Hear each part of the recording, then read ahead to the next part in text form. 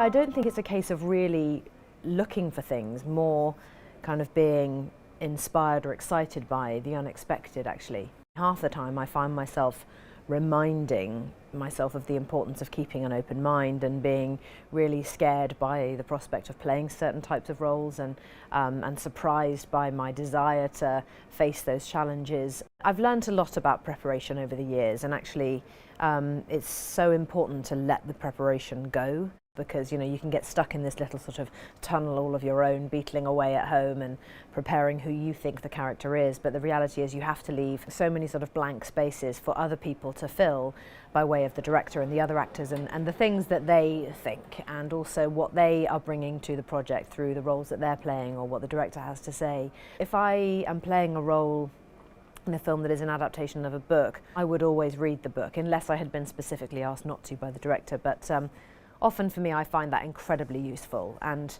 I will always find myself referring back to the book, almost obsessively actually.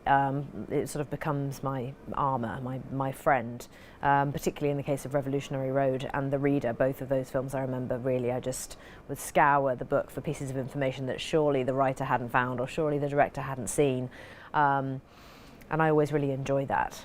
There are challenges in every single day. The biggest one, to be honest with you, I think, is being able to stay focused, because you can rehearse and you can plan everything and you can think you have a framework that you want to stick with, or a few ideas that you want to remember to keep in your back pocket. And sometimes the craziness of an on-set environment can be so intense that you can find yourself forgetting all of those things that you planned. So actually really, really staying focused and knowing that it's okay to kind of take yourself off into a quiet corner and just remember what it was that you had set out to do.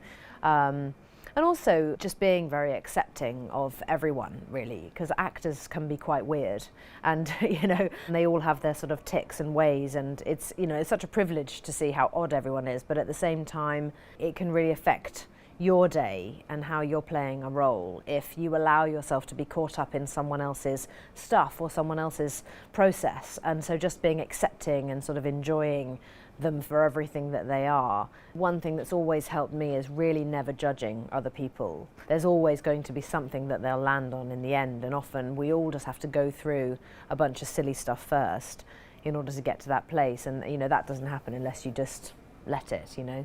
Just because I've had a lot of experience, it certainly doesn't mean that there are certain things that I'm really getting right or nailing. I mean, I would almost hope the opposite, because I want to always be finding new ways of being able to collaborate and being able to be included and involved and excited and passionate. The experience of making a film can often be really very, very hard, and it can can leave one sort of feeling, okay, I'm okay with the fact that that's over now.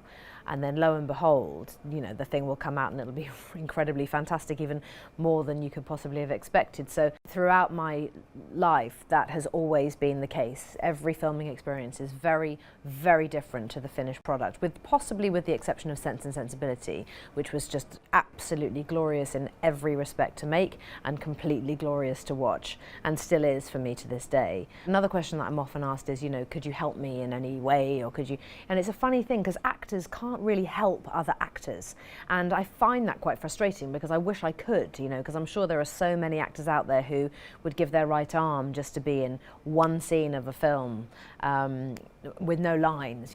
I think what I would honestly say to people starting out, it is difficult. It is definitely a hard job to do, and you do have to keep working at it. You do have to keep practicing things. You have to allow yourself to make mistakes, make them, rehearse in your bedroom. Try not to look in the mirror too much, because then you rehearse a scene in front of a mirror and you like the way you've said something or done something, and all you will do is keep picturing yourself doing it the way you liked, rather than being completely present in the moment. No looking in mirrors, that's not good. You have to keep at it, you do. And if it is the thing that you really believe you want to do with your life, you will get there. You just have to keep going and keep going and keep going, and keep yourself busy. Don't wait for the phone to ring. Fill your life in other areas, because the more you enrich your life, the more enriched you'll be as an actor and as a person, and you'll be able to bring much more to each role that you hopefully will get the chance to play. I got into a lot of research with a film I did called Dangerous Method, and then I did, actually all around that period, it was very, very research heavy. So it would be whatever the thing was based on, and then I'd go off on a tangent and read just absolutely everything. I went to university, I studied English, I met Stephen Fry, Hugh Laurie, Robbie Coltrane, Ben Elton. We all did comedy together, sketch comedy, for 2 years after I left university. At the very least, I did my own sketch show, I did musical theatre, I did mime, I did all sorts of stuff. I didn't act until I was 27 years old.